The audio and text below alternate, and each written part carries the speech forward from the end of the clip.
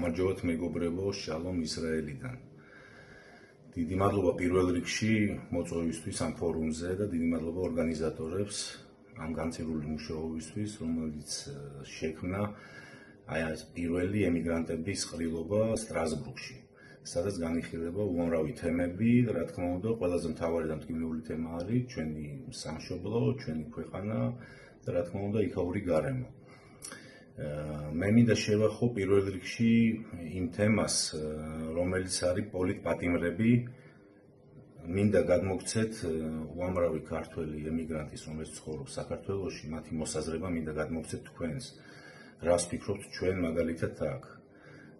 არ შეიძლება და დაუშვებელია, რომ საქართველოში და ცივილურ ქვეყნებში ყავდეს ამდენი უამრავი პოლიტპატიმარი, ყავდეს სინდისის პატიმრები, ეს ახალგაზრდა ბავშვები, რომლებიც გამოგონილი ბრალდებებით ზიან ეხლა ტყილაუბრალოდ ციხეში და დაუშვებელია სრულად, რომ საქართველოს ყავდეს პატიმარი პრეზიდენტი.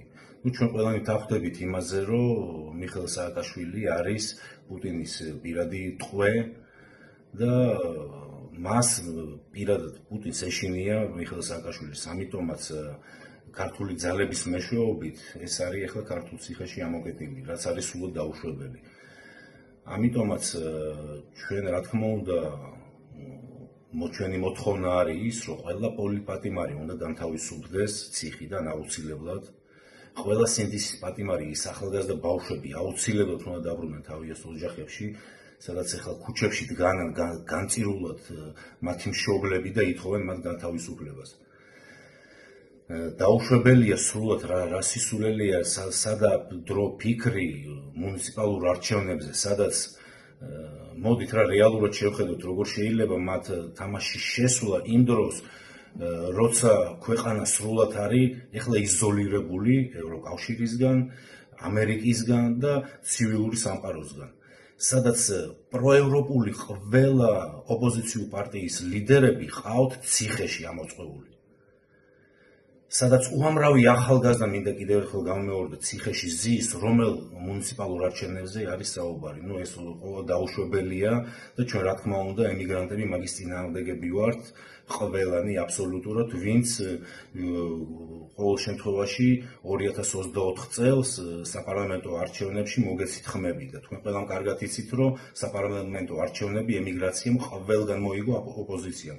ამიტომაც სრული უფლება გვაქვს, რომ მოგთხოვოთ შემდეგი, არ შეყვეთ ამ ოლიგარქიულ თამაშებში, არ გადადგათ ის ნაბიჯი, რომელიც შემდგომში შეიძლება გამოიწვიოს თქვენზე, იცით რა, რომ თქვენ გახდებით მოღალატეები, თქვენ გახდებით სამშობლოს გამყიდველები და თქვენ გახდებით უბრალოდ ის ხალხი, ვინც არის გარიგებული და შედის ოლიგარქიულ თამაშებში, კიდევ ერთხელ გავმეორდები.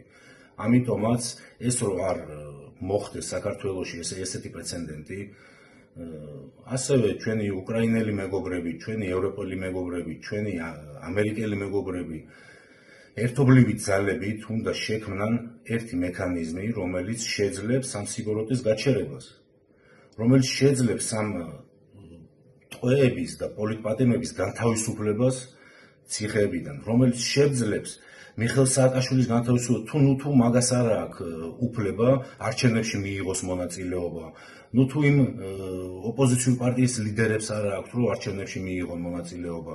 ამიტომაც უნდა შეიქმნას ისეთი ძალა, რომელიც შეიძლება დაუპირისპირდება ამ ბოროტებას, რომელიც ხდება ახლა საქართველოში. ძალა ერთობაშია, ჩვენ შევძლებთ, რომ გავიმარჯვოთ საბოლოოდ, მე მინდა გამარჯვება უსურვო უკრაინას და მე მინდა მადლობა მოუხადო ჩვენ ევროპელ და ამერიკელ მეგობრებს, რომ დღემდე ჩვენ გვერდით არიან და არ მიგვატოვეს არც ერთ ბრძოლაში.